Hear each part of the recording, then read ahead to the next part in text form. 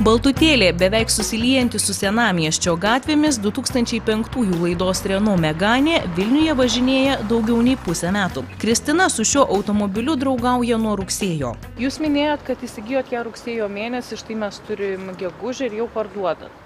Taip, parduodu, ketinu pirkti naują. Kodėl taip greitai nusibodo, ar jie kažkas negerai? Aš nesakau, kad nusibodo, aš sakau tik tiesiog, kad pirksiu naujesnę. O kuo šita nebeitinka? Naujas daiktas visuomet yra labiau priimtinas, jeigu yra galimybė, tai prie daiktų neprisirušu, nebijau juos keisti, tiesiog. Kai rinkosi automobilį, Kristina patraukė Renault ekonomiškumas ir kiek neįprasta mašinėlės forma. Spalva daug įtakos neturėjo, tiesiog neturiu nei prieš baltą, nei kažkokių per daug už.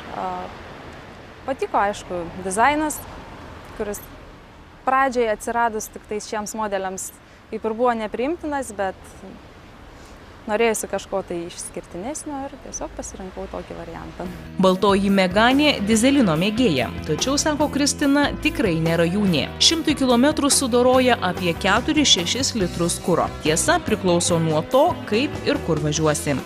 Kas turbūt renkasi dizeliną ir tokios klasės automobilių, dažniausiai žiūri ekonomiškumą. Kuo jis tikrai pasižymi, sąnaudos kuro nėra didelės.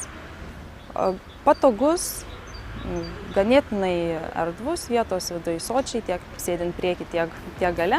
Automobilio pardavėjai sunku įvardinti transporto priemonės trūkumus, sako, didesnių nepastebėjusi. Tiesa, visai neseniai yra tekę tvarkyti menkutį guolių gedimą, taip pat keisti valytuvų gumeles ir perdegusias lemputes. Nieko nepadarysi, automobilių važinėjama, kai kurios detalės natūraliai dėvisi, tvirtina Kristina. Šiuo metu tikiuosi 14 200. Ar tai yra galutinė kaina, ar jūs dar galima įkalbėti? Kiekvienas pirkėjas, jeigu turi nors kiek, tai įgūdžių tam tikrų visada nusidėrėti galės. Turit nusistačius ribas, kiek dar galite nuleisti? Daugmaž. Ar tai yra labai ženklių suma, ar tik simboliškai už dėrybas ir gerą sandėrį?